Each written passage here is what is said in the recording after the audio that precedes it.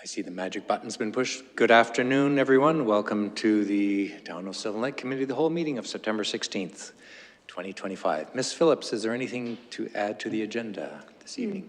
No additions, thank you. Okay, thank you. All right, starting with emergency procedures.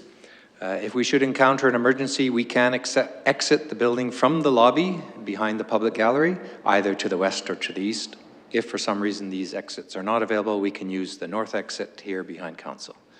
Our muster point is located near the gazebo in Lions Park. If we are evacuated for any reason, we will not re-enter the building until we are given the all clear by staff. So, looking for a motion to adopt the agenda. Councillor Rilling? I move the adoption of the agenda. All those in favor? And carried unanimously. We have 3 discussion items on the agenda, and the first being the neighborhood and roadway naming policy. And we'll have Ms. Lamanis come to the front to share with us the report, and we'll lead questions after that.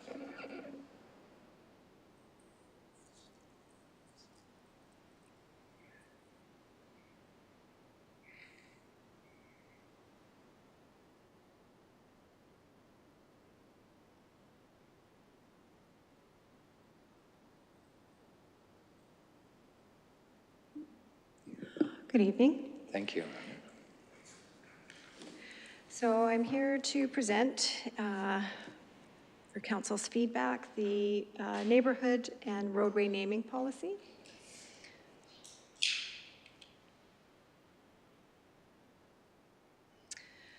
So street names play a crucial role in shaping how residents and visitors experience a community. They are an essential piece for navigation, emergency response, and urban planning, but they also contribute to a deeper sense of place and identity. In Sylvan Lake, the need for a consistent and inclusive naming process has become increasingly important as the town grows. The proposed policy ensures that street names are not only functional, but also reflective of the community's values and history. By incorporating diverse perspectives and honoring Indigenous heritage, the neighborhood and roadway naming policy helps create a more welcoming and representative environment. This approach fosters civic pride, encourages cultural awareness, and strengthens the connection between people and their surroundings.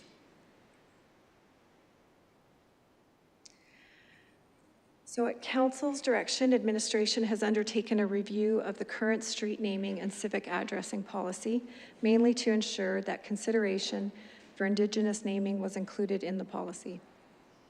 We also undertook a review of other communities similar in size and found that most communities had 2 distinct documents, one council policy for naming neighborhoods and streets, and a separate procedural guideline for the administrative process of assigning a civic address to parcels and buildings. Based on this, we have created a separate administrative directive for the process of assigning civic addresses and a council policy dedicated to the naming of neighborhoods and roadways in town. The proposed street naming policy provides clear guidance for naming new developments and roadways. It ensures that names are easy to pronounce and navigate, making life simpler for residents, visitors, and emergency services, reflective of our local history and Indigenous heritage, honoring the stories and cultures that shape this land, aligned with urban planning and safety needs, supporting long-term growth and clarity. Some key elements of the policy include the policy identifies that naming must be unique, culturally respectful, and navigable for residents, visitors, and emergency services. The policy now outlines guidelines to be followed when considering Indigenous names, and similar to the public-facing municipal asset naming policy, the naming committee will retain a list of approved names to be used for streets and neighborhoods, which will be brought to council for approval. The policy includes standardized suffixes that can be used, provided it meets the description. And the policy defines the roles and responsibilities and includes the role of the naming committee. So typically, the name of neighborhoods are proposed by the developer at the outline plan stage, which is approved by council during the outline plan approval process. Subsequently, the streets must be named using the first letter of the neighborhood. So for example, Concord Rise or Caldwell Point in the Crestview neighborhood. The policy now includes the role of the naming committee in maintaining the name bank that developers can use to choose names for their roadways. The intent is that as long as council has approved the names in the name bank, the developer may choose it to name their street. This differs from the current process where each time a developer brings on a new phase of development through a subdivision application, they must first go to council to have any streets that require naming approved. This is regardless if they have used names that meet the policy requirements, have been suggested by archives and vetted internally. This can add up to 5 weeks before a subdivision approval can be granted, as the road names must be included in the tentative subdivision plan.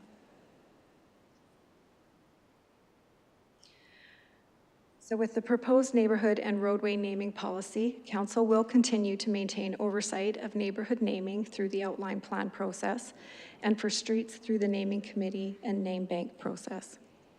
Administration proposes that as long as the developer chooses the roadway name from the name bank that has been approved by council and it follows all criteria set out in the policy, they would not be required to go to council for approval.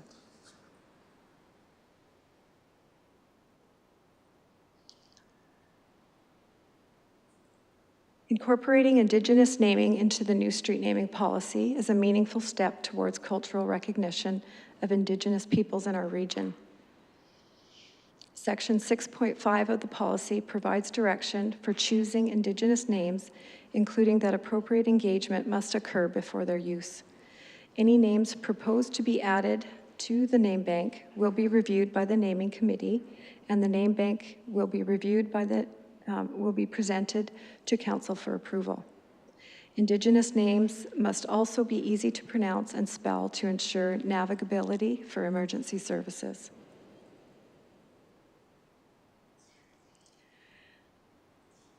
So by ensuring that street names are inclusive, culturally meaningful, and aligned with practical needs, the policy helps build a stronger, more connected community. It supports reconciliation, enhances civic pride, and lays the groundwork for thoughtful growth. So administration is requesting council's feedback on these 3 aspects of the policy. The first one being, does council agree with the proposed process to allow developers to choose primary road names from the approved name bank directly without having to take each naming instance to council for approval? The second is, does the policy adequately reflect council's priorities regarding Indigenous naming? And the third question is, are there any concerns with the naming criteria or suffix guidelines? Thank you. Thank you, Ms. Lamanis. I suspect Ostindi will never make it on the name list, because everybody complains how hard it is to pronounce, but I've always thought it was pretty easy. Been doing it since I was 3 or so. And I was wondering too about Shireen's first name too. Yeah, that kid's out totally. Yeah. So anyways, in all seriousness though, I think we are, personally I can say I think we've made lots of good headway here. But is there any general questions? First, I have a few myself, but yes, Councillor Payne. I see nowhere in the draft policy that there is the aligning between district and name again. Am I just missing it? Like, you know how peer view is all P's and that sort of thing? Are we not doing that anymore? There. Did I just miss that? Yes, the policy still requires I got that. so far as E. Is it after E? Yeah, so through the chair to Councillor Payne, the policy E1. still requires Okay. the street name aligned. 6.4 Thank you. E1. It was the next line I was reading. Quite literally the next line I was reading. Councillor Dakin. I just think this is very well done. It's going to streamline everything. I have no problem with anything that you brought forward, and I think this is fantastic. So thank you for all the work. Mayor Hansen? My only comment is the same as many times we've talked about this, and I think it's kind of covered within here, but when the name bank is created, I hope there's a descriptor next to us, next to each name to show you where that came from. For me, a name of historical significance is different than a name that was in a phone book that we found a really long time ago. And we've seen some of those lists come back to us. And it's like, that's great. We want to name it after Mr. Newman. What has Mr. Newman done? Well, he lived here, and we couldn't provide anything further. So I think that's a very important part of that name bank that's created it, is that there's also something next to it that describes what they did, not just they existed in a phone book we found and they started with the right letter. So yeah, just that definition of what is a historical significance. I think you've captured it, but I want to make sure. I wanted to dig into number 2 just a little bit, but Councillor Mearns? Yeah, I echo Councillor Dakin's comments. Very well done. I was shocked to see that it could take an additional 5 to 6 weeks with our old process. So red tape reduction, love it. Yeah, great job. We've been talking about the Indigenous naming for a long time, so it's great to see that's in here. So yeah, it looks good. Okay, to answer the 3 council considerations specifically now, and we can, if there's anything that we need to dive in or ask about. Number 1, does council agree with the proposed process that allows developers to choose primary road names? I won't read the whole thing. Is a thumbs up for everyone? Yeah, okay.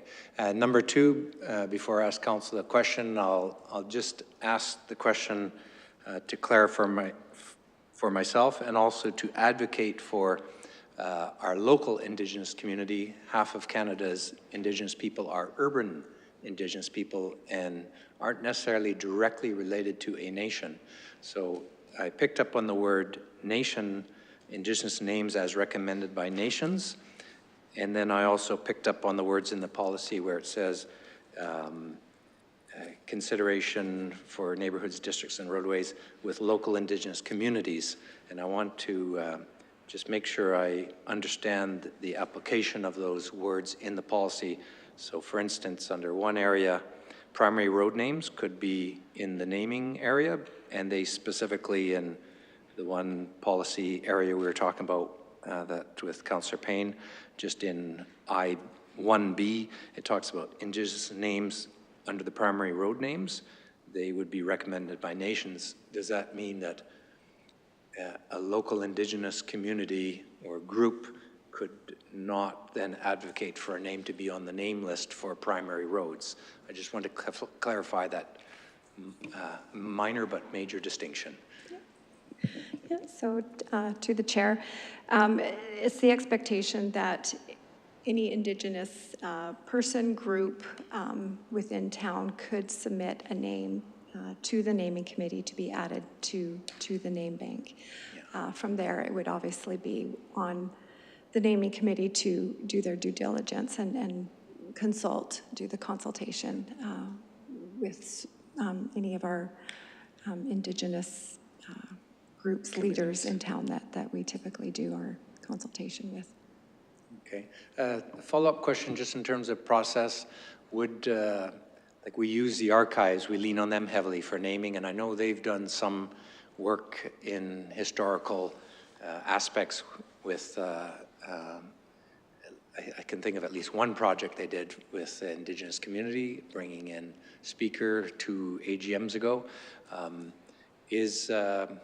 Are we going to be able to lean on them to forward a project that brings community together, or how will that work? Because this is a little bit of a different undertaking approaching Indigenous community.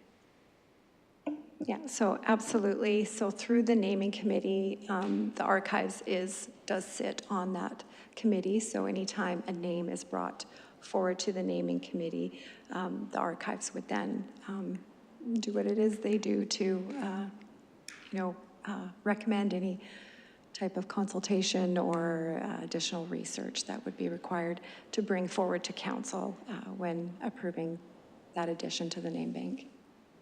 Okay, so yeah, so reflecting my concern then is just that as the process unfolds and as we're reaching out to community, we make sure our local community is invited, Indigenous community is invited in to participate in that, so that archives can, maybe even they lead the consultation, or they then can have a voice, and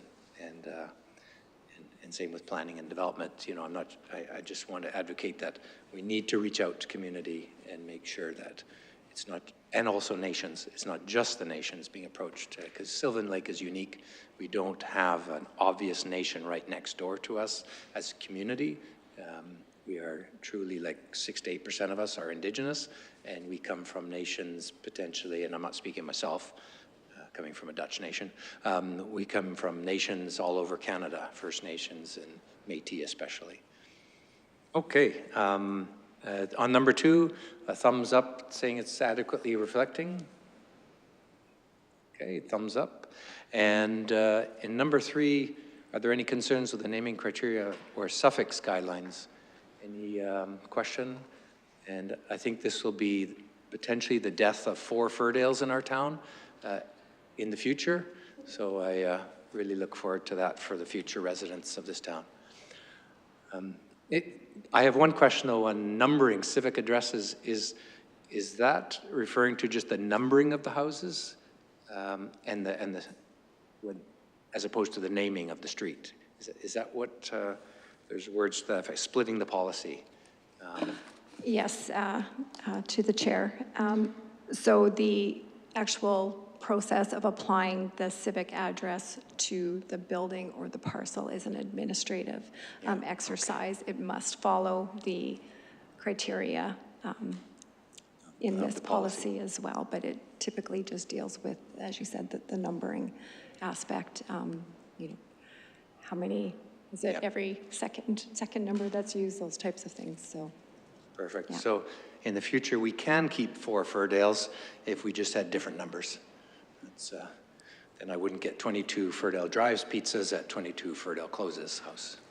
Yeah, I think in the policy, we definitely want to avoid repetitive use of similar names, for sure, yeah. And it is a serious, I can joke about pizzas, but literally when your financial information is going to the wrong house, it can be a privacy concern too, so awesome. Okay, thumbs up for number 3. And I think we got everybody. Mr. Payne, that was a thumbs up too, I assume? Yeah, okay. Thank you, Ms. Amanis, and we'll jump to the next item. Number 3B is School Resource Officer request. Page 14.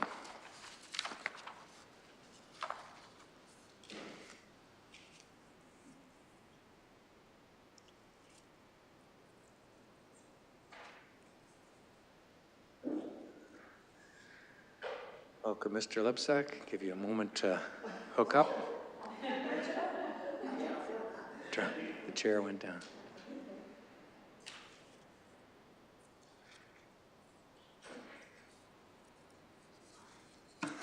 Good afternoon, Council. I only need that for the next one. Thank you. Fancy.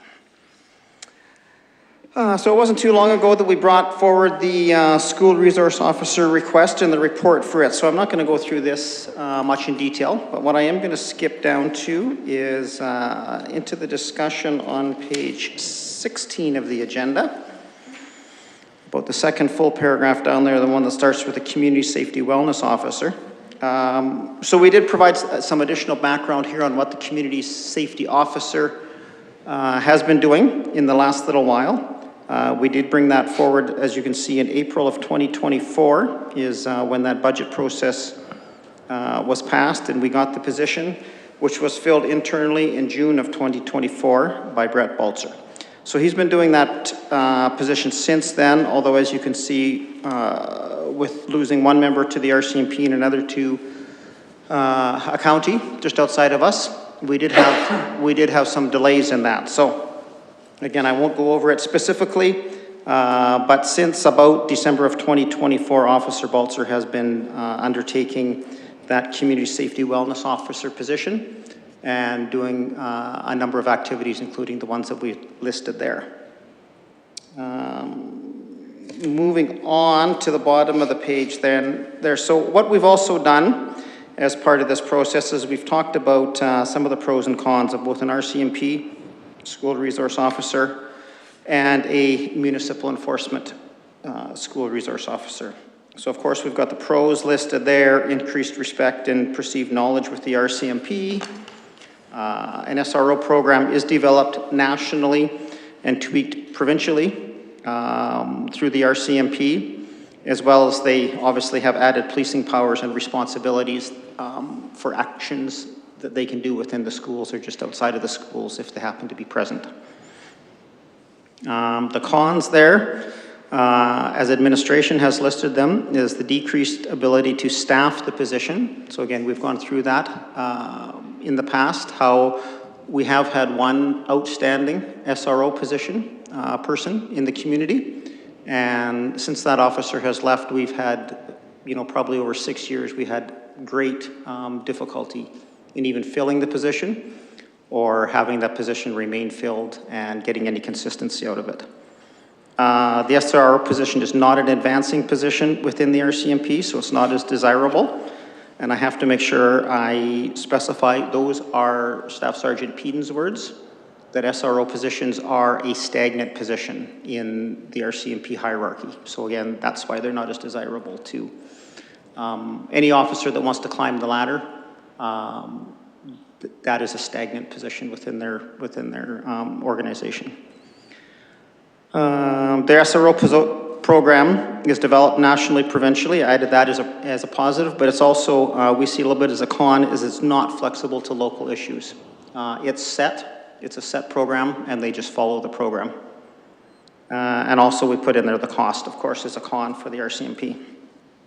Municipal enforcement, as an SRO position, increased ability to staff the position, we feel, as a municipal enforcement officer, local officer who knows local issues and local resources and can kind of, as we said at the next one, kind of mold the program to those local issues as opposed to following the rigid RCMP program, national program. We have the cost, of course, in there as a pro.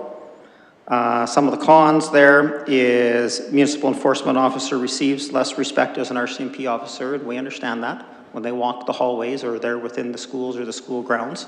That is a reality. And also the SRO program is developed locally, which does mean that there's less resources that are thrown into it than the RCMP program. I guess the one I didn't put in there, which kind of ties into that last one, is, it just came up in conversation earlier today actually, is the municipal enforcement program is a recognized program through the Provincial Peace Officer Program and has been approved through them. So it was developed about 7 or 8 years ago by an individual peace officer up in Lac La Biche County. He developed the program based on the RCMP model with some tweaks, and the peace officer program has actually accepted that, and that's what we have. We have a copy of that exact program. So that's what we would be running along with, again, the ability to tweak it for our own issues or our own community. We're a unique community based on other communities. So that's kind of what I meant there by the SRO program is developed locally. We do have council considerations there, but also options. And again, I think basically that is the questions that we're looking for to be answered today would be just that whole direction for administration to go in the upcoming budget cycle is, does council want administration to include the RCMP SRO position in the budget deliberations? Does council want to include a dedicated municipal enforcement SRO position in budget deliberations? Does council want administration to move the community wellness officer, existing community wellness officer, into a full-time SRO position? I believe those are the 3 questions we're looking for direction on, and I will open it up for questions. Okay, thank you, Mr. Lepsak. Look around the table, I see 2 hands to begin with. Mayor Henson and... I have a question around the existing Community Safety Wellness Officer program. Currently funded, no budget adjustment needed for that position. A third of it is dedicated to schools. what benefit are we getting out of the other 2/3 at this moment when it comes to the community portion? And what would we be giving up, I guess, if we move that into a full SRO position? Because I see the real benefit in the school portion, but I'm just not quite understanding the other 2/3 of the job and what that brings to our community, really. Through the chair. So what we have developed for a base program would be, I think the two missing components beyond the school would be, one is the main one would be working downtown with businesses. There was a couple of years ago, there was a downtown group that had safety, security for businesses, and they were talking about some guys that were riding around in the alleys with backpacks on, in the evenings and things like that. So we'd be able to work with them through our CPTED program. So CPTED is community prevention, crime prevention through environmental design. Being able to work with businesses in the downtown or anywhere, but on what their back alleys look like, how to reduce crime, those kinds of things. More community-based programs like that. And then the second side of that three-part program would be more attendance in events and, some more official duties, which again, if they're 5 days a week in the schools and we have events on weekends and things, we'd either be missing those, we'd be arranging schedules, those kinds of things. So that's kind of the basis of the program.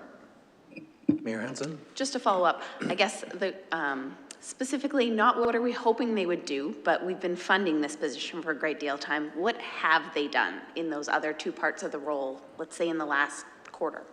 What have those activities looked like to benefit our community?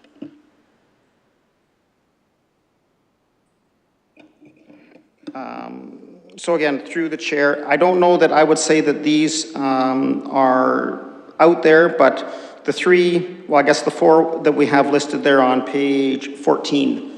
So the Lock It or Lose It campaign is not something that we have rolled out yet, but we've been doing some background work on it.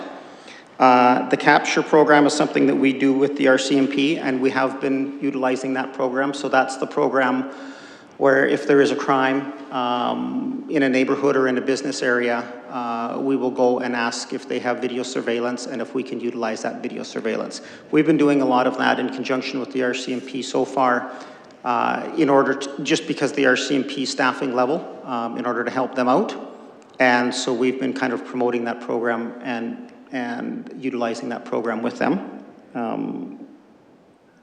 How would I explain? So we go and do a lot of the base work on it. The actual video gets submitted to the RCMP but we do a lot of the base work. We'll go to the businesses and ask for that video footage or citizens in the area, that kind of thing. CPTED, crime prevention through environmental design. Our officer is trained now in CPTED and has done 2 or 3 different presentations within the community for community groups on CPTED principles on design.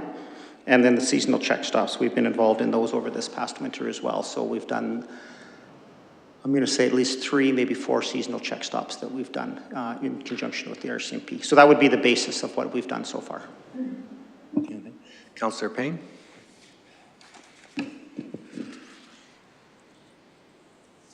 I'm going to apologize up front for my tone because I think I'm going to come off as being upset. I don't necessarily... I have a different take on all of this because I have a different experience. I get to experience being in this environment every day. And being in the environment every day gives me a perspective that's a little different than most of the other people around this horseshoe. In that I see the gaps that are there and I see the results of those gaps. I don't believe that what we've been doing is working. I don't believe that what we've been doing is the best of what we could have been doing. When we talked about changing from an SRO, from an RCMP SRO to a municipal enforcement SRO, my understanding at the time when we started this conversation was that we would have a full-time SRO like we did before in the schools, working with kids every day. That's not what we have. It's not what we have. I couldn't even tell you who the SRO is, who the municipal enforcement guy is, because I don't remember ever seeing him in the building. But I see Sean Sexsmith in the building all the time. I see Jay Peden in the building all the time. Even today, earlier today, I saw Mike Lee in the building because Mike Lee lives in this town. So when he's around, he stops in. What we've lost with our kids, what we've lost is that hands-on approach, that hands-on connection, that respect that's built between the RCMP and the kids. The network that they build when they're a part of the community, when they're in the community, when they're there all the time. We don't have that. And as a result, what we do have is an out-of-control youth movement in this community. Far out of control. In this last week, in this last 4 days, there has been an assault. There has been countless vape offenses. There has been a bear spray offense, which right now bear spray in this community among our youth is a problem.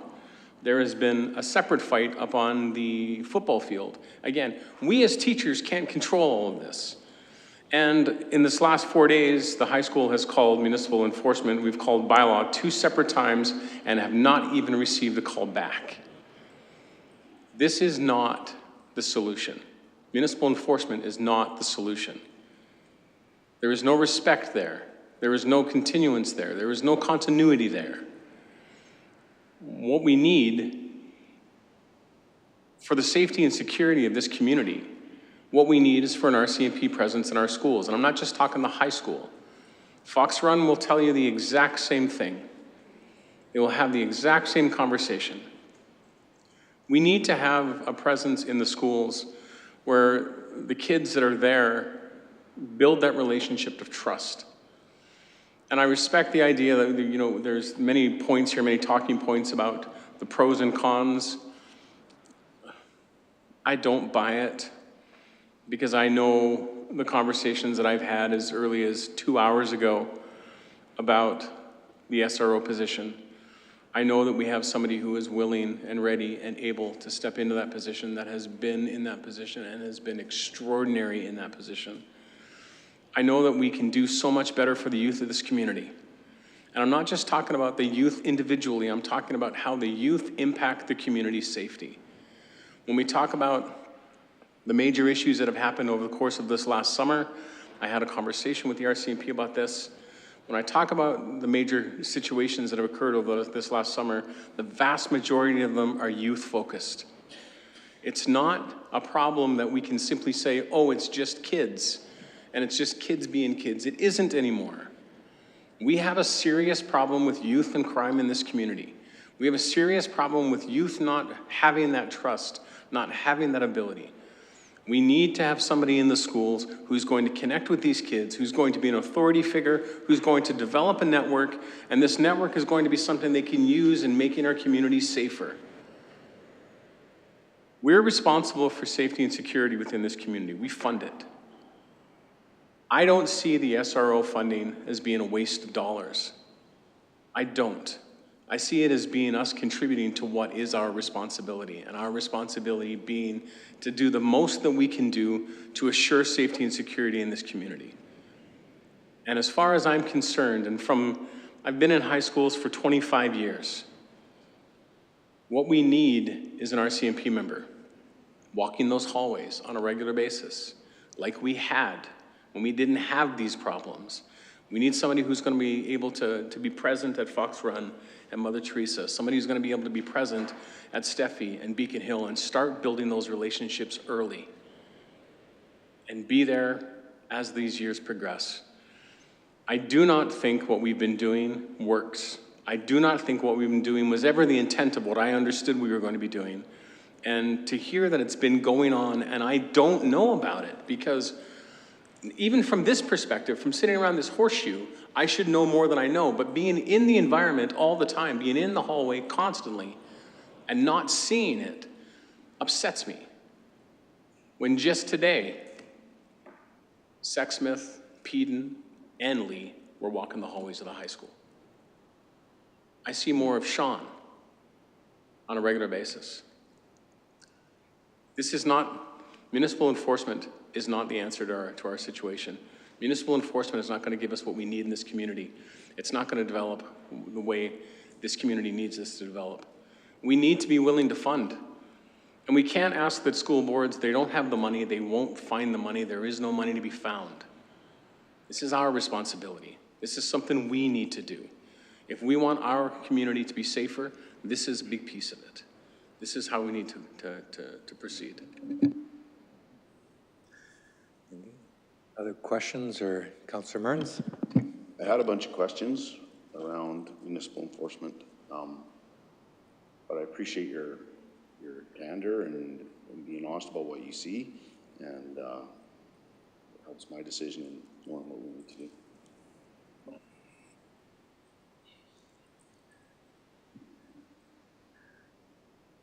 No other questions? Any comments? Yeah. Yeah, I can reflect on, as a past educator as well, at the high school level for sure, the RCMP is the tool you want in the toolbox. And part of it was definitely what Councillor Payne was saying.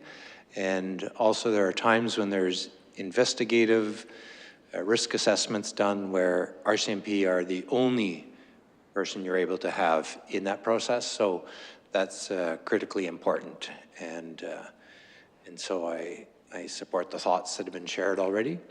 I can see a role for our municipal force in younger folks, and also working with the examples that Mr. Lebsack gave about community businesses, the environmental design. Those are worthwhile programs and keep our community safer too. And in terms of budget, there was a couple considerations of questions to include in budget. My going into the conversation, I was leaning to the thought that I wanted to see these on the budget, and I know school boards are underfunded, but at the same time, I still want to strong arm them because this is significant monies, and I would like to see them step up. I wasn't married to the previous formula that was discussed in the report of 50% funded by town and the rest came from a different source, because I agree that the money just isn't there. But I would like to see skin in the game from the school boards. But I would like to see both of them stay in the budget so that we wrestle over this amount in the budget discussions, both officers, but I don't see both full-time being, in my own mind, I don't think I could support for knowing the taxes and the level of funding that we have, that we're not going to be able to support both full-time. But hopefully we could support the RCMP as close as we can to the full amount within our own abilities, and to emphasize some of these programs that the SRO at the municipal level can offer. They both have some value to me.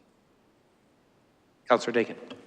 Thank you. I really struggle with the fact that the RCMP see the SRO as a non-advancing position. I think culturally inside the RCMP that needs to change somehow, because that's the real answer is to have an RCMP officer who can deal with the issues inside the school in ways that other roles can't. So that's really discouraging to see that it's not a advancing position. I don't know how we do that through advocacy or having that conversation saying, we have an issue, we need to see more respect for this role and see it advance. Secondly, I also echo what Councillor Stindy said about the funding model. $266,493 for that role is just a huge, huge hit for our taxpayer. And I think that's the big question mark for me. But, where do you see the value? I think that it's so important what Councillor Payne just went on about, and everything that he said is so true. The youth are out of control in our community right now, a group of them that really need some support and really need the RCMP guidance when their parents aren't there to give them the guidance that they need.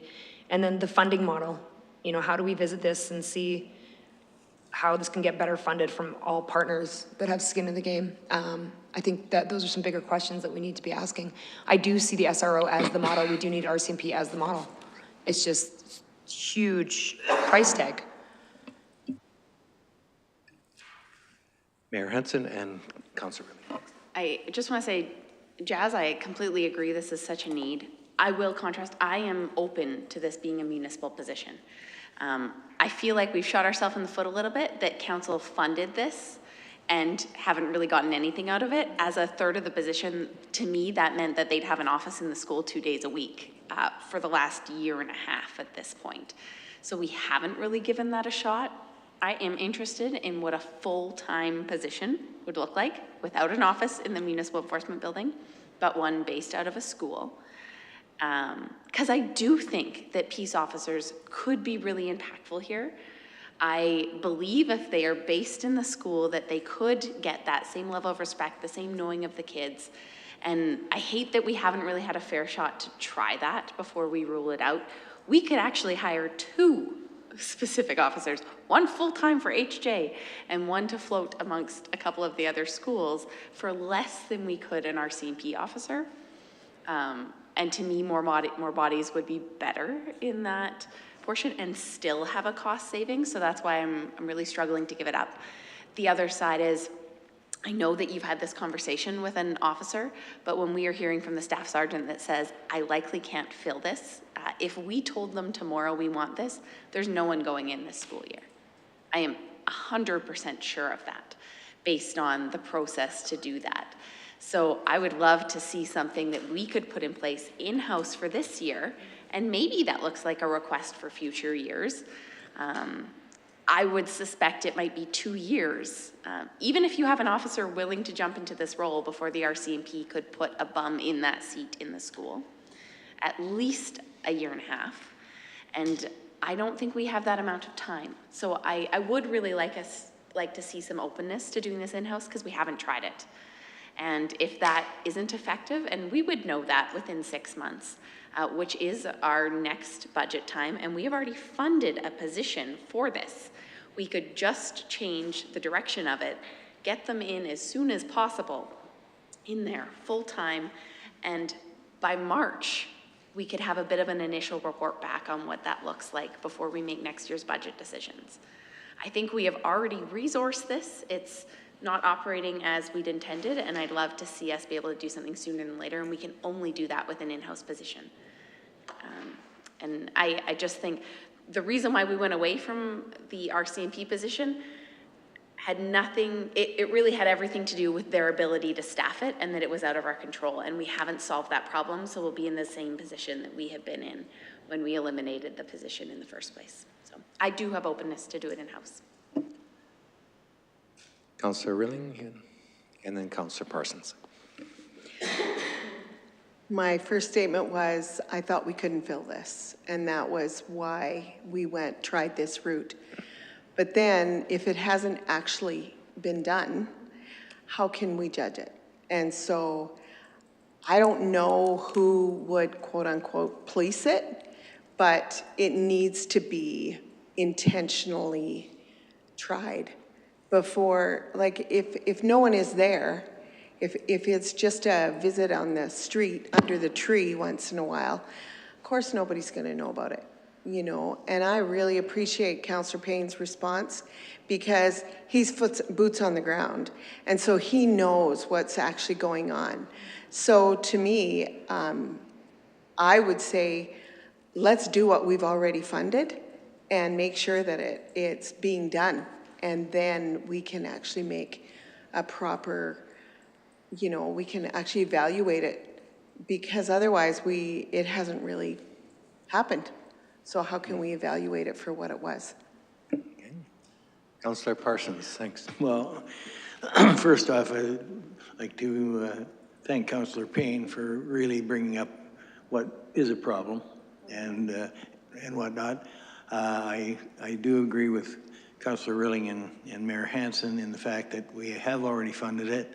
A long time ago, somebody said that the town never admits when they make an error or something that didn't reach what we exactly wanted to. This is one of those times. I think that if we can correct what our target is and make sure that we go after it and really put it, the focus on the school and not the other things, and put people on the ground, you know, in the schools, we do that. So, I mean, I appreciate Councillor Payne's opinion and his direction. So if we can get that as close to that and then get a report when the budget cycle was.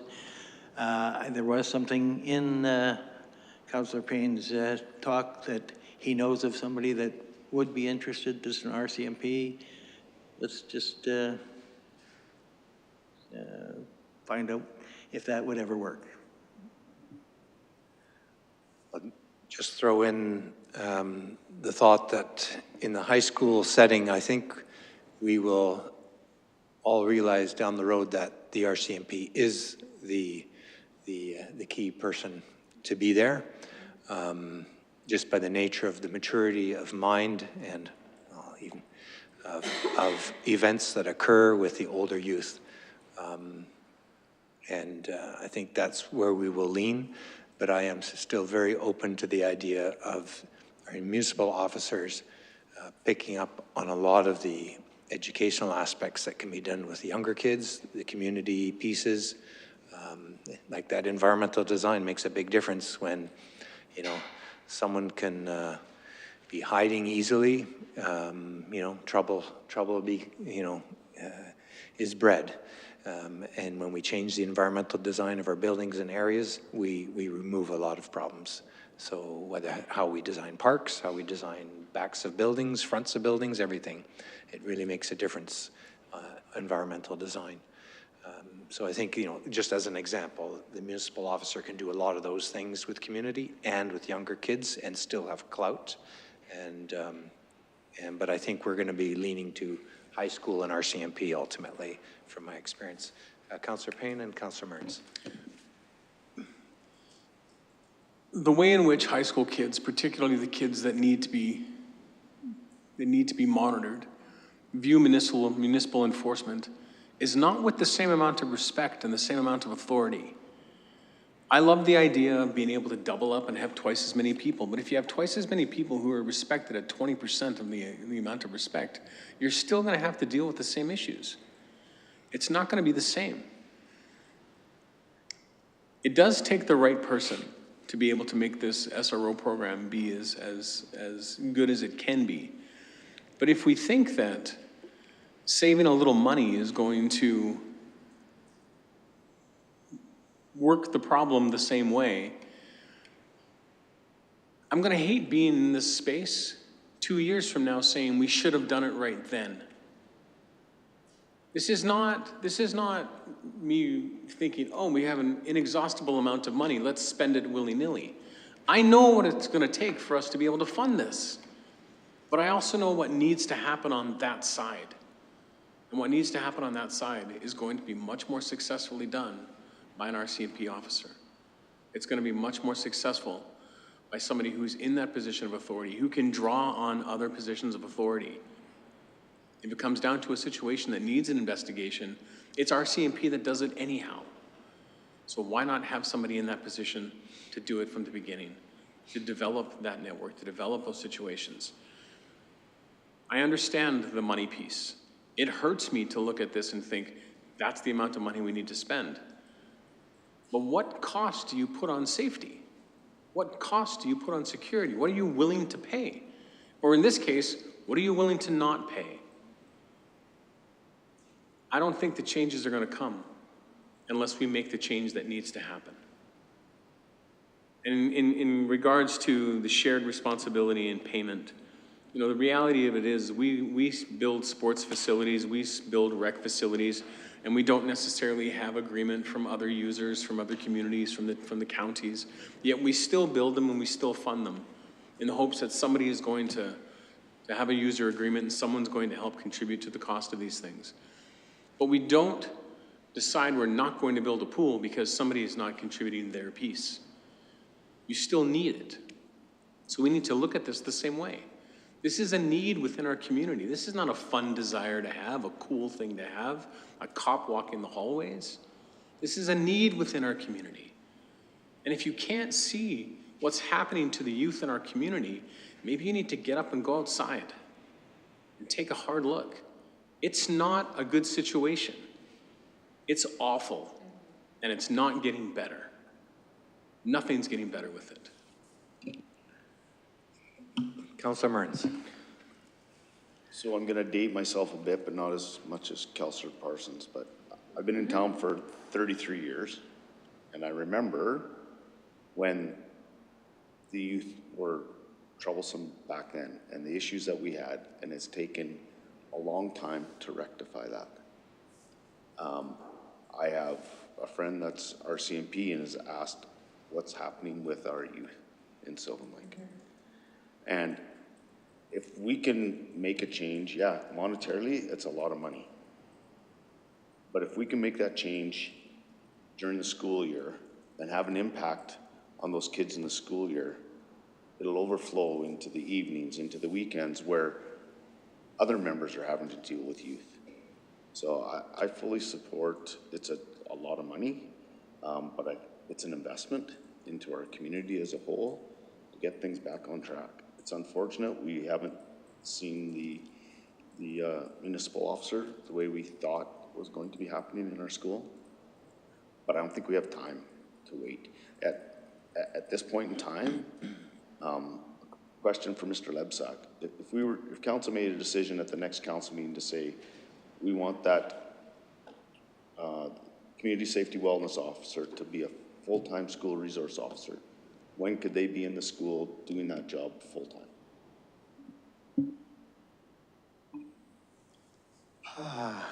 To the chair, I would suggest within a month, we would have the program up and ready to go. Again, we have a baseline program that we would need to put some information around and some parameters around, and we would have that. Again, we don't have, I would like to clarify, we don't have a full-time school resource officer right now. That's why we haven't seen one in the schools. That is not the position that we have. So to answer your question, within a month, we could have someone in the schools. So that would be my suggestion. Do that today. Make that decision as council at our next council meeting. At the same time, I support option number one. And if it takes us a year, but I think we need to budget for it and do it now at the same time, let's get someone in there regardless to have a presence. But it's my opinion. Thank you. And I'll jump in, take a turn for a moment, and then Councillor Dakin. I was going to mention the idea of that as we talk about youth and the issues we see that are troublesome, we should keep in mind our whole WCC department who have programs reaching out to youth that are engaging with youth, and that we need to keep supporting the work they do, because they're really holding on, as we say from an adult perspective, they're really holding on to our kids in our town as well. And we need that. We sometimes talk about the carrot and the stick. The WCC really has a real strong role in this question related to what we're talking about tonight. Councillor Dakin. Thank you. My biggest fear is that we do go the municipal enforcement route and we don't see any action. And it's another waste of time. That's my biggest fear for sure. Second to that, if we do go the RCMP route, I really do want to see us as council write a letter to RCMP and say this needs to be a cultural shift, that the SRO position is one that they can go up in. I'd like to see us say something about that. So that'd be a shift for all municipalities that are struggling with youth. If that's something that nobody wants to have the job of as an RCMP officer, that's a problem, because that's the best person for the job. Having worked with youth for many, many years, I sometimes feel that of all people who work with youth not being devalued. It's an important thing that doesn't matter the age of the person you work with, it's a dignified job and very important work for our communities. Mayor Hansen? Just want to echo my support for what Councillor Mearns said. None of these options allow us to fund an RCMP officer starting today. And I would love to see that switch of the community safety wellness officer so that in a month or 6 weeks or whatever that looks like, there is someone for this school year that still allows us to have this be a conversation in budget, and we can go the other route. But if we said, hey, we don't want municipal enforcement planning or doing that role, and then the other and we want to go with RCMP, that's a budget deliberation for next year. There is nothing for this whole school year. And I think even if that's a short-term patch, that would be so beneficial to have this school year with some support, even if it's not the dream, because I am not overstepping in saying that if we made that decision on the day of budget, there is no way they will have an RCMP officer in by the end of the school year with how our budget timing goes. So it at least allows us to bridge this year, and that immediate action, I think, would make a big difference. I would echo that too. Councillor Payne. You know, I can live with the patch, but I with the insistence that this becomes a 2026 budget deliberation piece. And just to counter somewhat what Mayor Hansen is saying, the conversation that I had earlier today implied to me that it could be a heck of a lot faster than that. We're not talking about a year down the road. It could be 6 months down the road, but we're not talking a year down the road. So I do think that, it'll be faster, but I also agree with Councillor Mearns. I think if the patch is there to help the situation, then I think it's something to begin with, but we have that conversation in January. Councillor Parsons. And I agree with Councillor Mearns, and thank you, Councillor Payne, for that as well. How wide is this problem in the province with other SROs and RCMP? Not that it matters, but it does. I mean, it's and we've had one, and obviously you've been in schools where they've had them. Yeah. What's happened in other places, and has it gone downhill? Just from personal experience, I can say it's a will of governments to keep funding them. And that's my perception of it in Red Deer. Yeah, and from a school perspective, they're well-liked programs, but there's been a reduction of funding, but I don't know all the stats recently, because my last experience with them is about 6 years ago.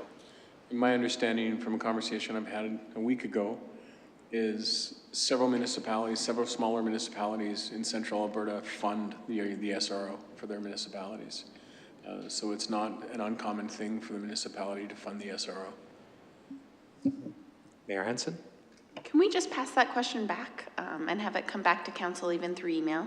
If we were to approve a RCMP funded position in our 2026 budget deliberations, what is the estimated date that they believe the position could be filled? And I know he's going to give us a range with an estimate, but I'd love to hear that back from our staff sergeant. And to add to that, can I also ask that we investigate which other municipalities fund their SROs?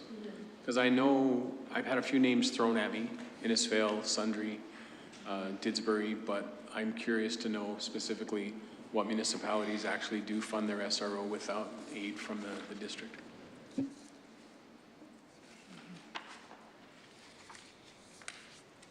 Okay, I'm just gonna flip over the questions here. I think we've answered them.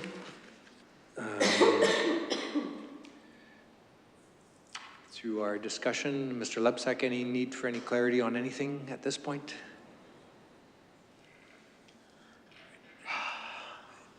No, I don't believe so. Okay. If I can just add one comment, I just feel the burning desire at the moment not to debate any of Mr. Payne's comments, Councillor Payne's comments, but just to stick up for my guys and say, I can guarantee we've been up there. We've done numerous files within the trees, within the parking lots, on the football field. So I just feel the need to stick up for my guys and say that, guaranteed that we are up there. It's not like we have been absent and we don't set foot on there. We do many things up there. So I just wanted to add that. Yeah, thank you for that information. Seeing no other Questions, we will jump to our next topic, or do we need a 5-minute washroom break? It is 5 o'clock right now. Anybody? I still have some water in my cup, so 5 minutes? Yeah, let's do 5 minutes, and that'd be 5:05.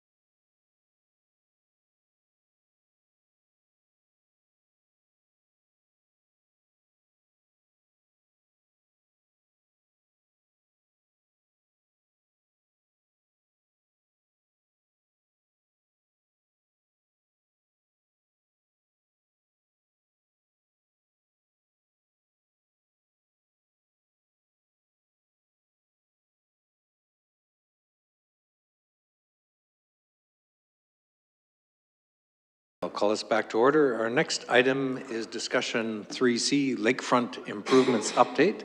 Mr. Lepsak will lead us through the report and presentation. All right, thank you again, Council. This one here we're just bringing forward as an update. I don't believe we've met or updated formally since just prior to getting the DML. So now that we have our DML in place, we've got some work done this summer. We'd like to update Council again just on what our plans are for next year. Could be a little bit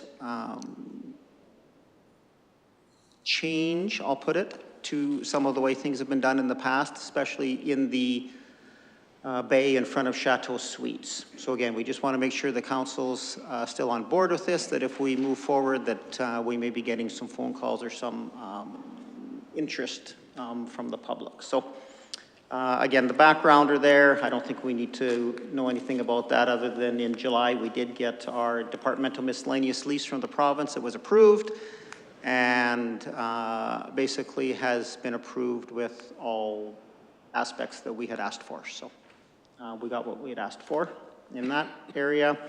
Again, just in case I use DMLs or TFAs, temporary field authorizations, in my discussion today, that's what these are about. So departmental miscellaneous lease is, of course, the portion that we've been allocated within our lease for 25 years. And a temporary field authorization still relates to all the mooring activity out in the lake. So the town does not have any jurisdiction lease area where boats are mooring within the lake. So those are all still under TFAs with the province. We are the upland landowner. So essentially the process is a person, I'll just pick on Councillor Mearns for a second. So Councillor Mearns wants to moor his boat out there. He needs a TFA to do that. The process is that the province won't give him that unless he has approval from the upland owner, which is the town. The town provides a letter to the province each year that just says, yes, we approve everything within this area, all of those zones, and then they don't have to, Councillor Mearns doesn't have to come and ask the town each year for a letter of authorization so that he can submit it to the province. The province has that automatically. He just throws in an application to the province. They approve it through the TFA process. So that's the difference between a DML and the TFA. A question, I'll try not to interrupt too often. Yep. So this currently, someone has to request that permission from the province to moor there, as you described, and they would have to now ask for upland permission too. Now, is anything going to change? Because what I see is people basically just go out there, they hammer a steel rod into the ground, they hook something up to it. I hope never to fall on that steel rod as I'm paddleboarding by. It seems to me that people are just doing whatever they want out there. Is the province going to change that practice? Any indication? Yes, thank you for the clarification. Do we have any indication? No, we don't. Okay. We believe the process will remain the same as it always has in the past. So the person that wants to ask for permission will ask and get permission. The person that doesn't want to ask permission doesn't ask, and the province doesn't have the resources to go and track them down and enforce that. Okay, that was my suspicion and worry. Councillor Mearns? From previous experience, it's on a complaint basis. To the province then, yeah. Okay, thank you, Mr. Lepsak. All right, so the first one is expanding the electrical on the pier. Again, we brought this one forward earlier, scheduled for the 3rd or 4th quarter. For anybody that's noticed or keeps real close tabs on our website or our tendering, we just tendered this package out yesterday because it took us forever to get approval from Fortis to get another tie-in. So we don't have enough main feed on the pier to continue to do all the yellow lines and red dots that we had proposed on this chart. So we needed another feed from Fortis. We just got permission from Fortis for that extra feed. So now we've tendered it out with a short timeline of 2 weeks. hoping to turn this around right away and get it done somewhere at end of the third, early in the fourth quarter, in time for our Winter Village lights. So that's kind of the timeline on that right now. Barrier-free access to the lake. You can see this one here. That was to install a barrier-free ramps into the sand. We wanted to do 2 of them. We did tender those out earlier in the year. We received 0 bids on that work. We've worked with another company that's doing, or we've been in discussions with another company that's doing work up at Pogattle Park. We believe we're going to get a proposal from them that is much different than what we had originally tendered. So we had originally thought we would do what we did previously, where we poured a concrete ramp, pulled out a stairwell, poured a concrete ramp in, and accessed the beach that way. They believe they can access straight off the wall now with enough, in order to meet code, with enough grade on the ramp. So we're just waiting for some information back from them to see whether we can get it done this fall yet, or whether it would be done early in the springtime, but that's kind of the timing on that proposal, because we did tender out and not get any proposals on it. Councillor Dakin, question. I'm not an engineer, but just thinking about the grade and the water levels, if the water level came back up, you'd lose your, I'm just thinking about how coming off the wall, like you'd have to be quite a ways away, and that water level comes back up, that'd be such a waste of money if we did it that way, if the water levels come back up, because you couldn't use it again, because you would never get back down to the lowest point. That's all. I'm just concerned about that. Point taken. We'll look into that. They are removable ramps now. So our concern was that they would get beat if they're on the outside of the wall, the retaining wall, that they would get beat up in the wintertime with ice and things when the water level comes up. So they are removable. So that might be something that we can manage with water fluctuations. But again, very good point. We'll take that into consideration. Thank you. Public dock with day mooring, of course, you can see that one's completed. It did come in at a cost right there of approximately $61,000.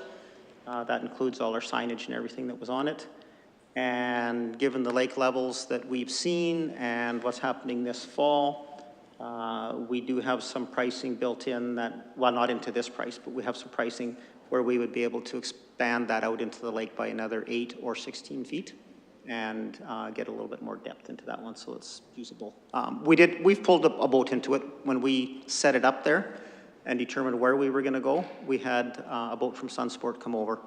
It does work, but it's shallow water. It probably scares a lot of people. So that's the status on that one. Again, the pier usage. So we talked about this one earlier, removed the dangerous ladders and reinstalled code-compliant ladders. That's all complete, cost us $16,500 for that. Anyone that's seen those ladders there with the handrails on them, when I talk later on in the project about some more ladders possibly, it would be those exact same ladders. So those are code-compliant. We did make sure that they were met all building code for out there. So.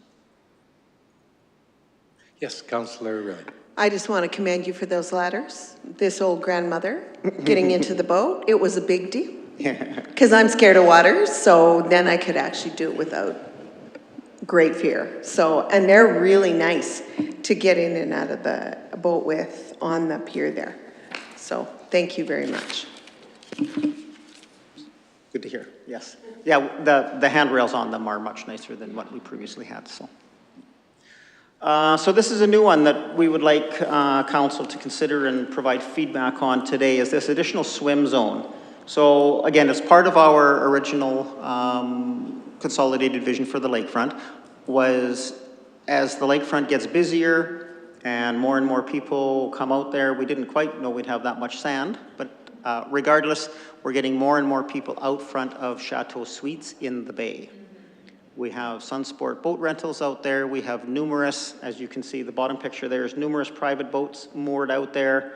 More people swimming and kayaking, paddleboarding out there.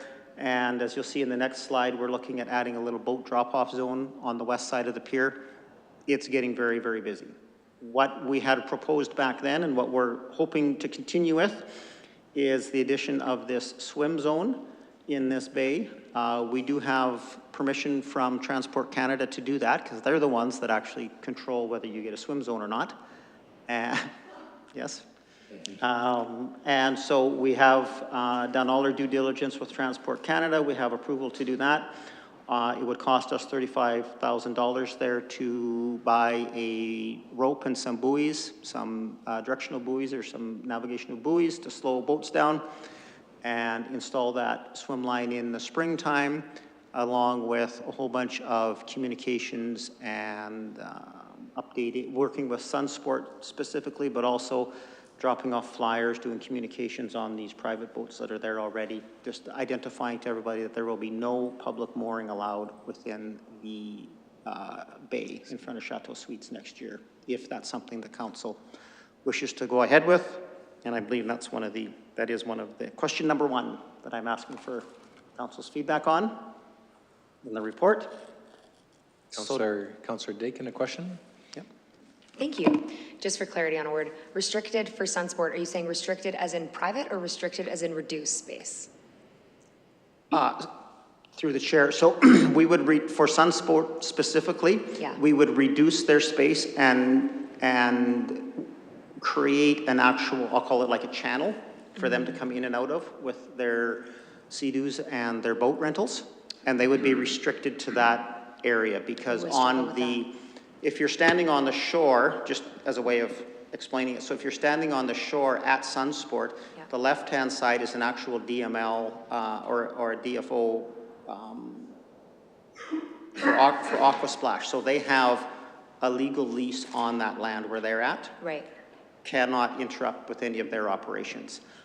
Our DML is everything to the right, well, everything all around Aquasplash. So what our proposal is that we create an actual boating channel through there that would be a very low speed, specifically just for Sunsport. And then there would be no other mooring in there. Hopefully we answer some of your questions later on in the proposal on where those public boats would go, because we would specifically want to keep public boats out of that entire bay. Okay. Thank you.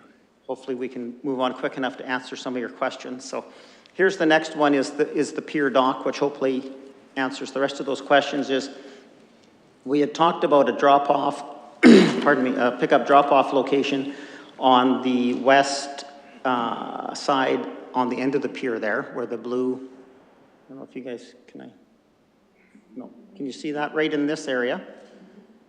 We've talked about that in the past. And so, whoops, managing that, or including that this year.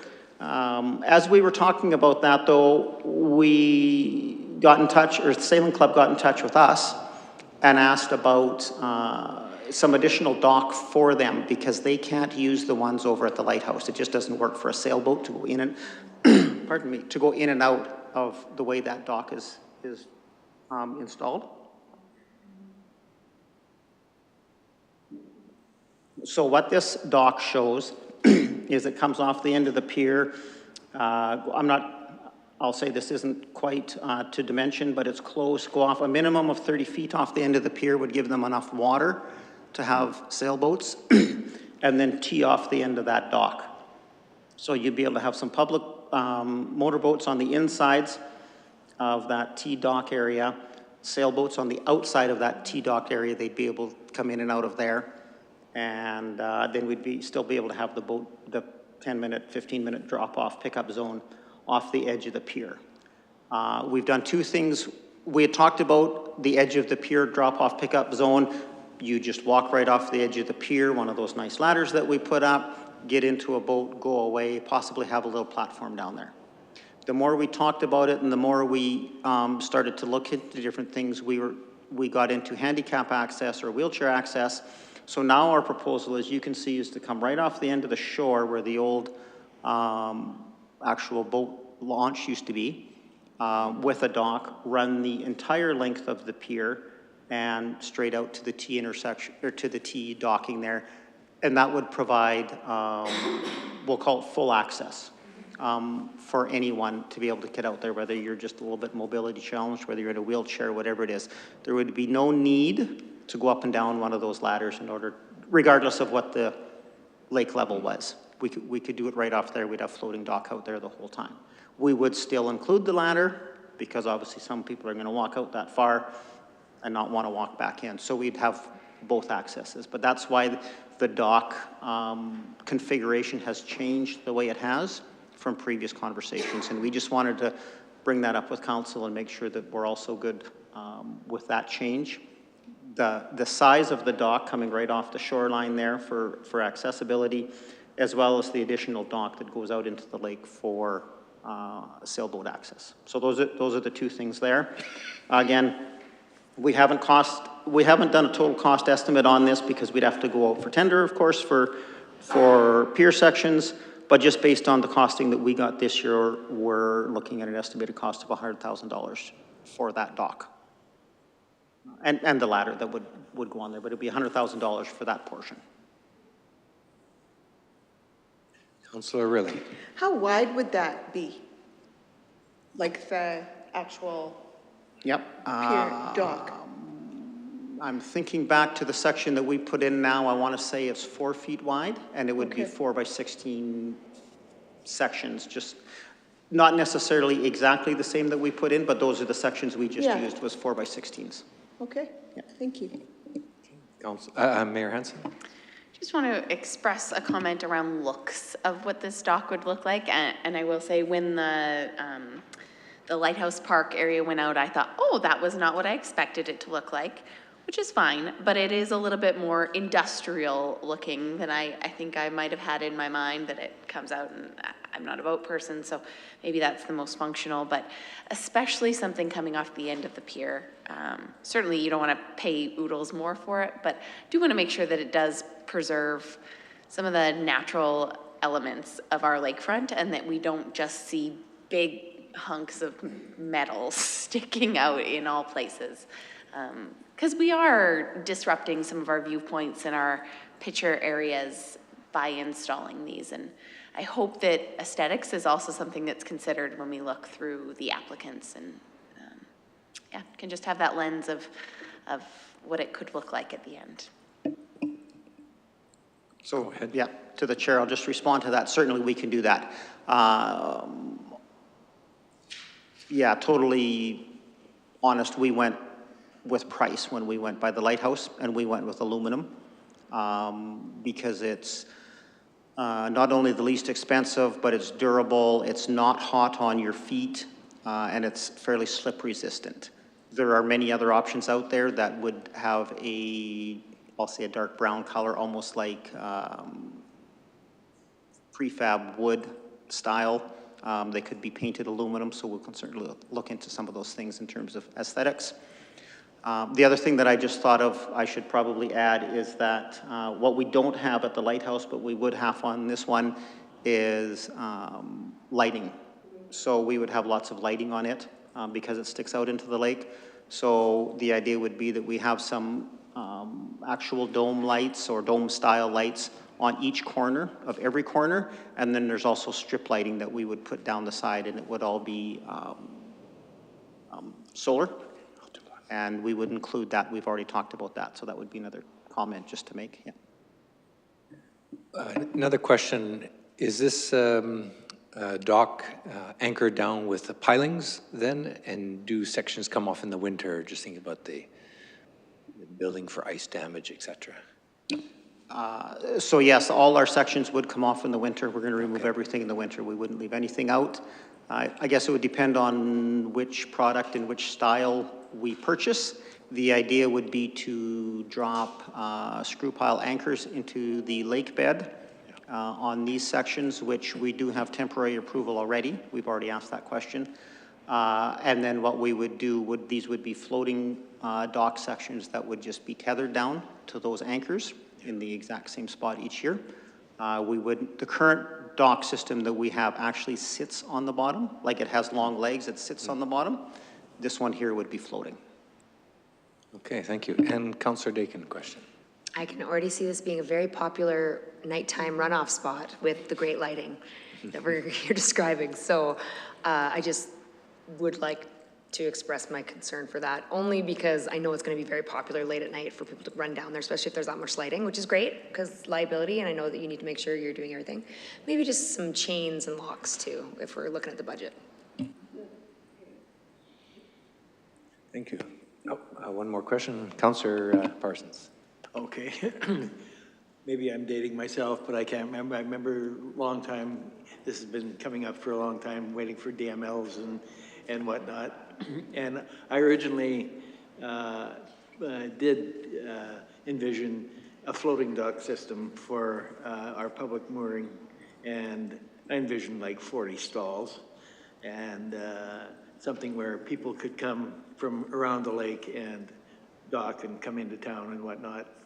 It's been so long since the talk started, but the floating dock system is one that I thought was going to, that's what I envisioned, but I don't know what the cost is, what the practicality is. I don't, and then once again too, I did see the rant and rave comments on the entertainment value in the middle of the night for these docks. If there could be some security, some way of keeping them off, but in the middle of the night, I don't know whether that's possible. You can swim to get to them, so a chain wouldn't help if you. Good sign, so. If you can swim, but and then some sort of eventually somehow paid parking for this apparatus. I don't know how that's going to come, but that's my 2 cents. Thank you. So your chair, that was a number of questions loaded into that, but I'll try and answer them.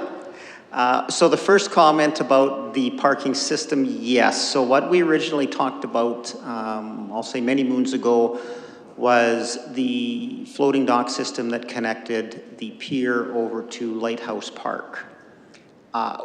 I wouldn't say we've abandoned that program yet, but the problem we have right now is that Sunsport still exists where it exists.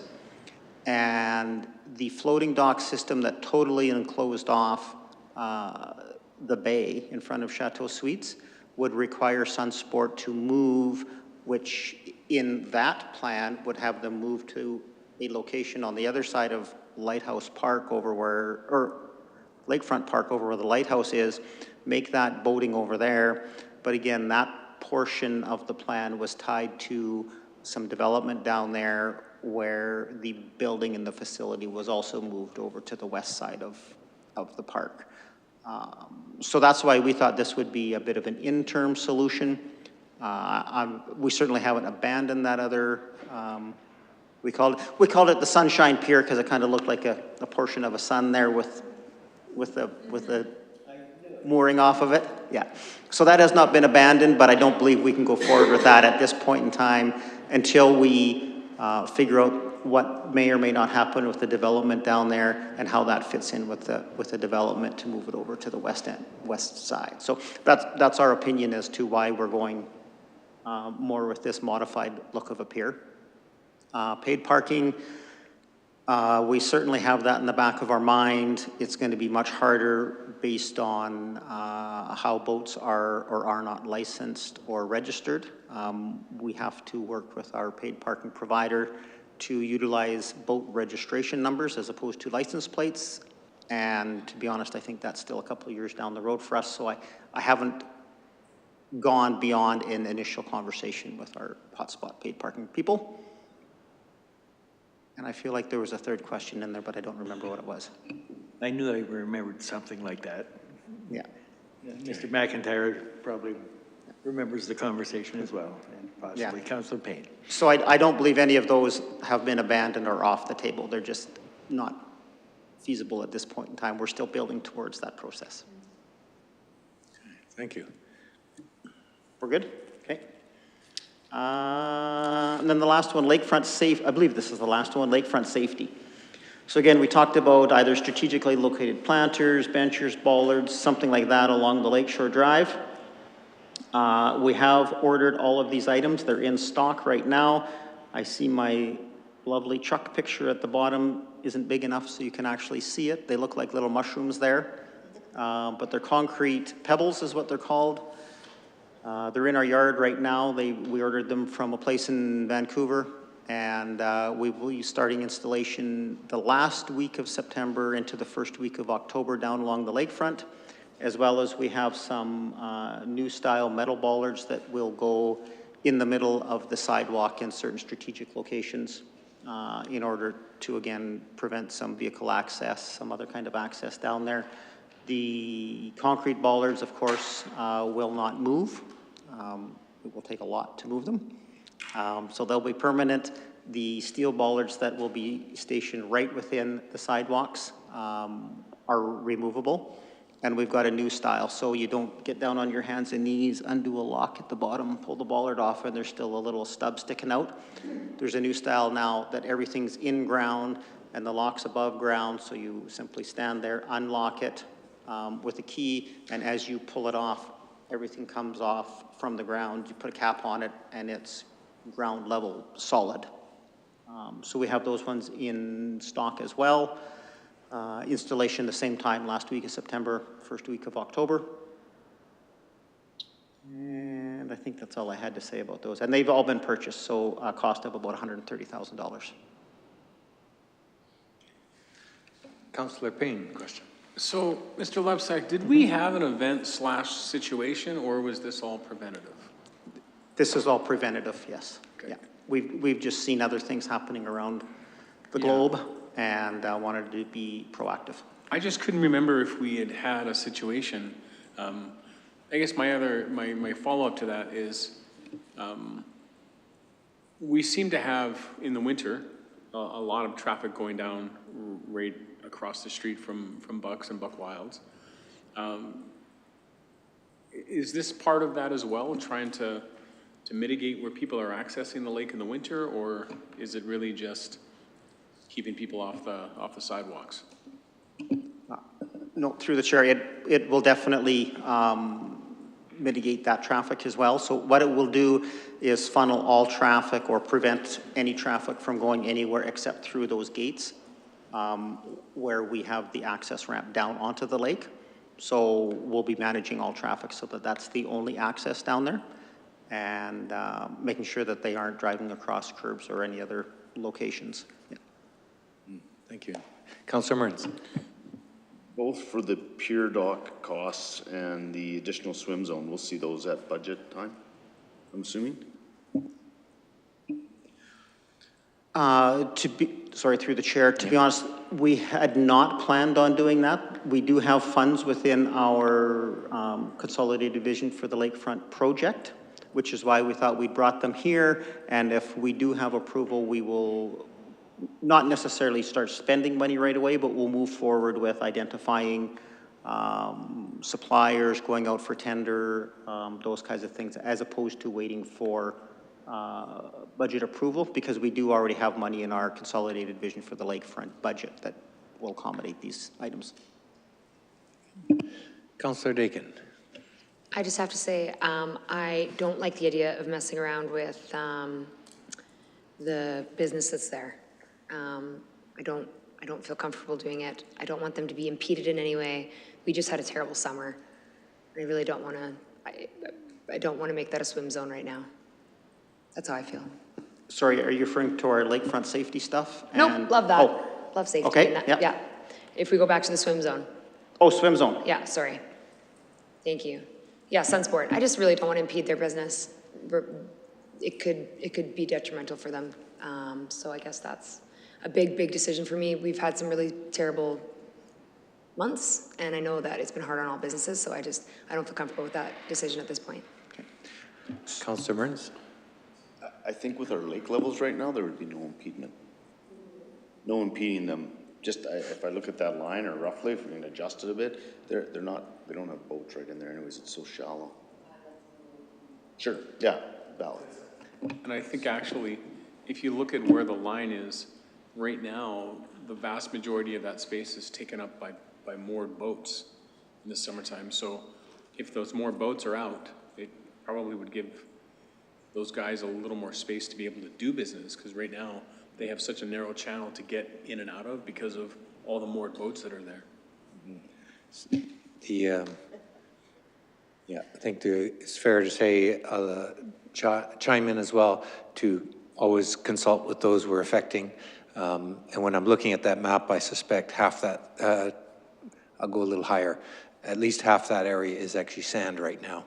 And so the boating traffic isn't in there, but always good to consult. I was going to go ahead and respond to that, and then I had two questions. Chair, I'll just respond to that. So we have had, I'll call them preliminary discussions with Sunsport, because we do know that that's the main impact down there. And again, we kind of said the same thing, as that we don't want to impede their business. What we hope to do is provide a little bit more direction for them in and out in terms of a boating lane, but also provide specific parking for them only down there, as opposed to the other boats that are down there parking in the area. So the only ones that would be parking any boats or Sea-Doos down there would be them, which we believe we can accommodate everything that they've done so far, once we make it just for them only. So again, definitely more consultation needs to be had. We will definitely talk with them, but again, we have had the initial conversation with them. Councillor Dakin. And I guess my follow-up to that would only be that that is the most sheltered place for any boat to be moored in. Because from personal experience, mooring anywhere else, you end up on the beach. So I don't know. I know it's going to make a lot of people upset. And I don't want to be in the business of making people upset. It's a tough one, all of us being together, isn't it? I had two questions that are a little bit separate from all of this. I like all these plans, and like even the last screen here on lakefront safety with the bollards. I'm surprised and feel fortunate that we haven't had, vehicle vandalism to our park at this point. And so, we can think of some of these scary events that have occurred around the world, but this also prevents vandalism, and hopefully we don't get to see that when vehicles go in parks and rip them up, because people have treated it quite well up to this point. Two questions I had is a bit separate from this, call it the capital side, is just the operations side. I'm sure other colleagues would think about this too. In the budget deliberations, it'd be really good to speak about service levels on the beach. We think about snow removal in the winter, and of course this time of year, read Facebook, everybody's complaining about this and that, about service levels. And but I think it's worthy to have a discussion in budget related to parking revenues that likely have increased with our expanded zones, and then the service level we're able to afford to go with that around litters, bathrooms, park maintenance, etc. The other one has come up, the odd time vandalism basically on the decking, and I'm glad the town parks obviously has put out some information regarding that. Really we're dealing with something the province handed over to us, and we're looking at how to improve that decking at the end of the pier that keeps getting vandalized and then becomes a hazard, and then becomes a reason to fire the whole council and mayor because there's a hole in that decking. So I don't want to be fired. It's not going to happen anyways, but it's just a hope that I get. We're politicians. We're not employees in that sense. But I think it's a bit out of line what people are saying. However, I think it's a real issue to have infrastructure that keeps breaking, and I'm glad that the town did put out some media on that to counteract that discussion that it's not negligence, it's something we're actively on. Okay, those are my two thoughts. Yes, please. Okay, sorry, to the chair, I'll just respond to that one as well. Yes, certainly the items that you referred to there, we are working on information, proposals back, that kind of thing through the budget process. Also including service levels down there and how that would impact things within budget. So that will all come back at the budget time. We're also getting, for our decking down at the end of the pier, again, we're getting some quotes right now on, I'll call them rig matting products, although don't think typical rig matting. They're not typical rig matting. Yeah. They're what's the word Mayor Hansen used? Aesthetics. Aesthetically pleasing rig matting. Yes, they are definitely aesthetically pleasing rig matting. that will be strong enough to withstand that type of, or most types of vandalism. So we're also getting those quotes, and we'll bring those back to council as soon as we know in terms of the existing consolidated vision for the lakefront budget funding that we currently have, and then we'll run those past council too before we make any decisions. So, yeah.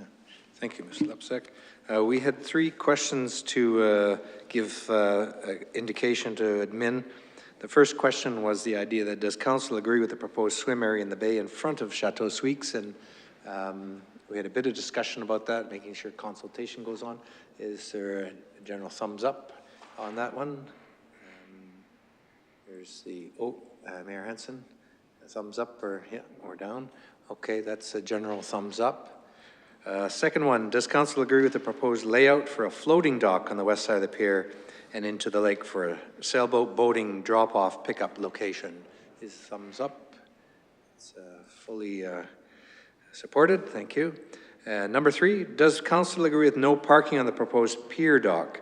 Or would council want parking to be allowed on the inside of the dock, but not blocking the lakeside access for sailboats? So that was the concept of the having space, I'll call it dedicated to sailboats on the outside, and call it the motorboats, other boats on the inside. Is that, so? To sum that up, correct, that's what we're asking. Yes, okay, so a thumbs up on that ask, or down? Yeah, yeah, thumbs up, okay.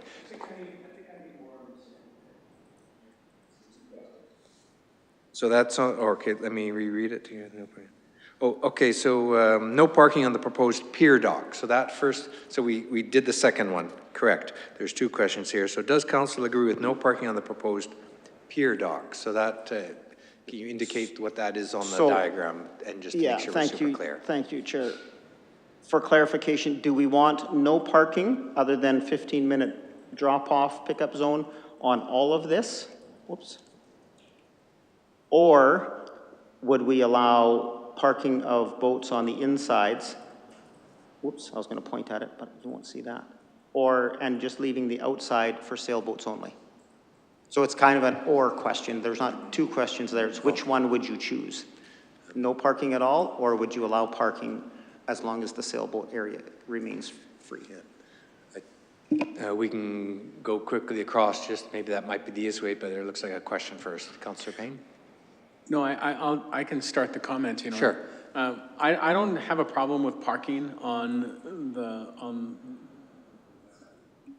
the long line. I don't think that there should be parking at all. I think it should be just a drop-off zone on the T at all, whether it's inside or outside. I think the T should not be parking for more than a few minutes, just a drop-off zone. I don't have a problem with coming down the west side of that.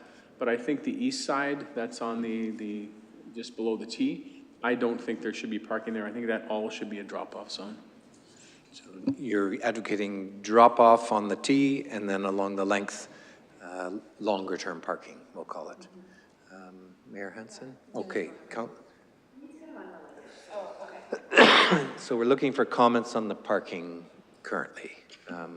Councillor Parsons, you ready to make comments? Where's the sailboats going to park?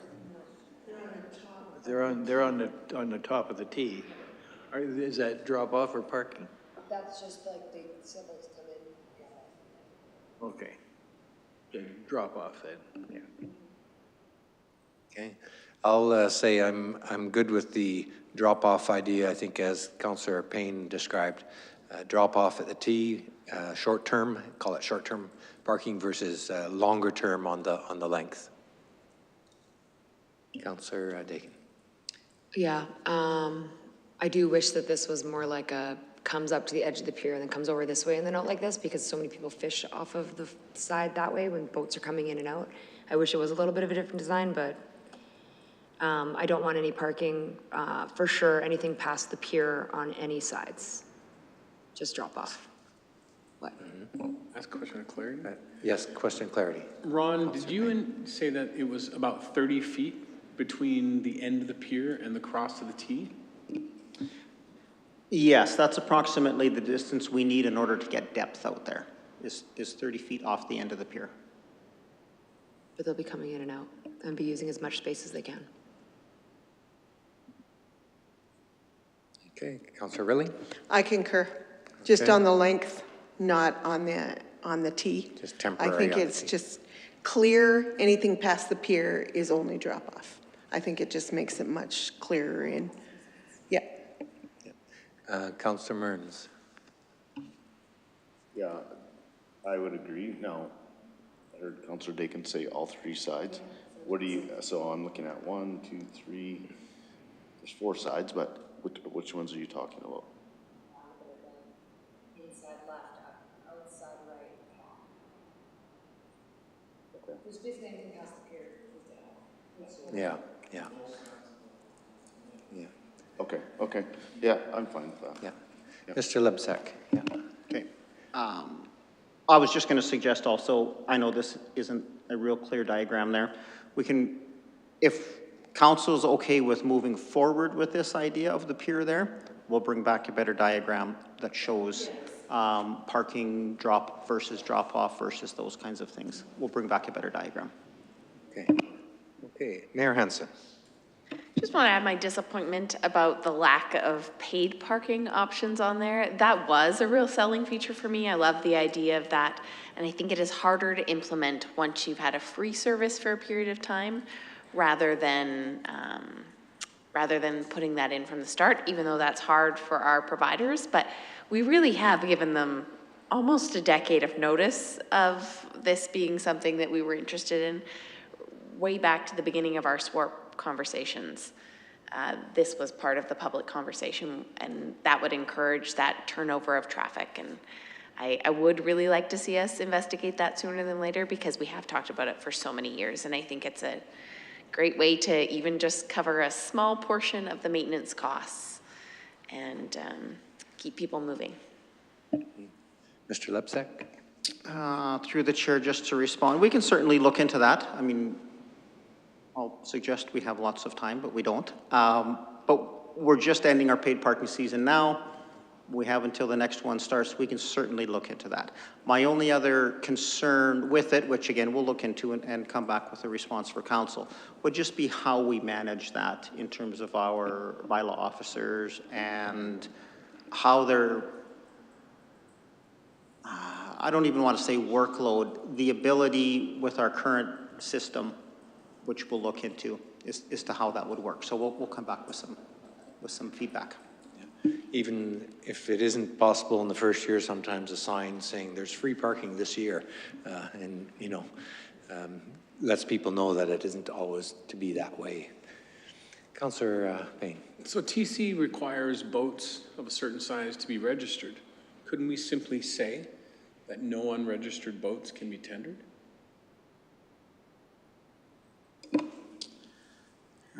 Through the chair, so I don't know all the regulations, but a small fishing boat is not going to need to be registered. It doesn't have a registration number on it, under a certain size, kind of an idea. And I think the bigger question there is, how do we make that registration number work within our hotspot parking system? Because they're set up for license plates. And so I'm just guessing, but let's say a license, well, we know a license plate is 7 digits. And if a boat registration number is 9 or 11, I'm not sure how that's going to work. So those are the things we have to work out with Hotspot as to how the boat registration number relates to the Hotspot program. And I'm also not 100% certain that a boat registration number is always visible on a boat. So anyway, those are things we'll look into. Councillor Dakin? Yeah, your boat doesn't have to be registered with Transport Canada unless it's over 15 tons. And you don't have to have it technically on the outside of your boat. Boat facts. And then I'm going to be down there with my 2 canoes hogging all the space too. Okay. Councillor Parsons.